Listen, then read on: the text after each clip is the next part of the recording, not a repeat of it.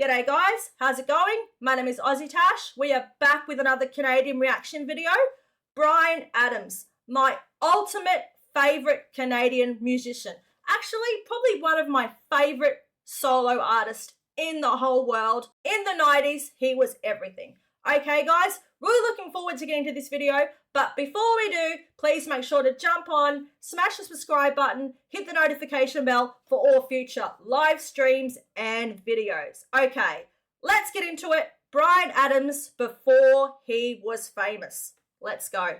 We're queuing things up today in the green pastures of North Vancouver. Wow. With me on camera as always is Rick Von Schmidt.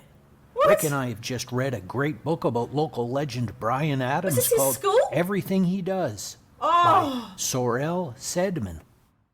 The book says Bryan was born on November 5th, 1959 in Kingston, Ontario, and moved to North Vancouver with his mom in 1974 when he was 15. Wow. And he This is his attended school. Sutherland Junior High School right here. Actually, Bryan's school was replaced by this newer version several years ago. Earthquake safety and such. Yeah. Bryan was a quiet, shy lad, possibly prone to occasional outbursts against authority. His report card said, Bryan is an attentive student when he attends. Bryan admits to being Bryan was an attentive student when he attends. Oh my God, guys, it's so funny. Why I wanted to pick Bryan Adams and do a video on Bryan Adams is for some reason I had a dream about him last night, and I think it had to do with something that popped up on Facebook yesterday. So this month it has been 40 years since the release of Summer of '69. So guys watching, how are you feeling? How old are you feeling? AussieTash, I was only 4 years of age, so I don't really remember when it was released, of course. I jumped on the Bryan Adams bandwagon in the 90s, all through the 90s. Oh my gosh, he was just everywhere. I remember buying every album as it was released. I've seen at least two concerts of Bryan Adams when he travelled to the land of Down Under. But yeah, mate, I've done a reaction to Heaven on AussieTash and jump on if you want to hear me sing Heaven. Oh, mate, I can just remember it makes your skin crawl. You get goosebumps hearing him sing Heaven live. It's just absolutely incredible. Guys, in the comments, all people watching on the live stream right now, because this is the live stream recording, comment, punch in your favourite Bryan Adams song and share your memories of going to see Bryan Adams in concert. All right, let's keep on going.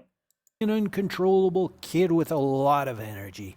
But he made some good buddies who were into music too. Yep. And Bryan poured his energies into making real good music. Oh, yes, he did.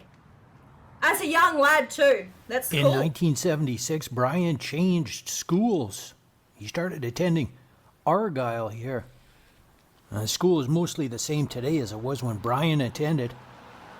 Young Bryan had a music teacher here named Lloyd Burritt, who taught him how to listen to music critically and even edit tapes. And I think we have a picture of young Bryan. Rick, you want to put that up?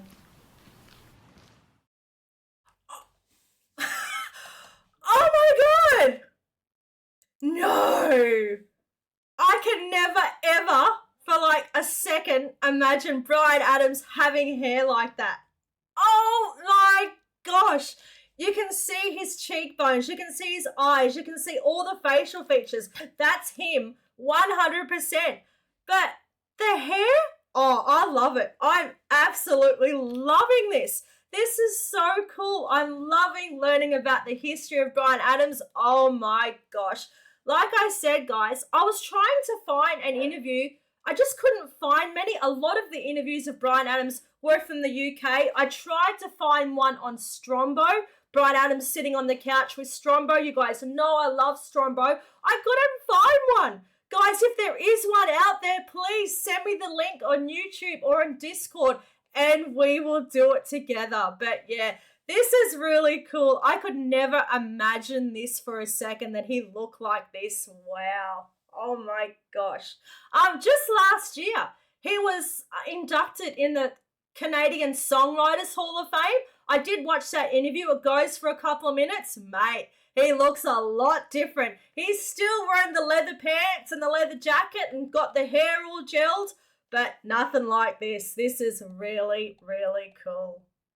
Young Bryan had several odd jobs, including construction, mail delivery, and a pet store. The job most people talk about around these parts is a gig he had washing dishes for $2.50 an hour here at the Tomahawk Barbecue. Bryan says he worked here until he had enough money to buy his first amplifier. Says he worked the 6 p.m. to midnight shift. And around back here, well, this would have been the door where young Bryan came to work. See some handprints in the cement here. I wonder if... Nah. Hey, Rick, let's head inside, see if we can take a picture. So he's bought his first amp. All right, we're inside here. He's making music. And on the other side of that dish chute is where young Bryan did the dishes. Incredible. We've all done that, mate. But by the way, excellent food here at the Tomahawk. One of the oldest family-run restaurants in Greater Vancouver. All right. I highly recommend it. Not sure if it's still there, but if it is... Before Bryan was 18 years old, he had already left school and joined a touring band called Sweeney Todd. But maybe the biggest turning point in his life happened a few years later, right here on 4th Avenue in Vancouver. All right. There was a music store here called Long and McQuaid. Through a chance encounter, Bryan met another musician here named Jim Valance, and they agreed to get together a few days later in Jim's basement studio to see about writing some songs.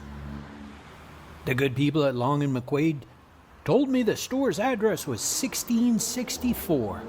Looks like it's been replaced by, you guessed it, condos. It is what it is, And this house here in West Vancouver is where the two would get together. Okay. And they would work for long hours, every day for years.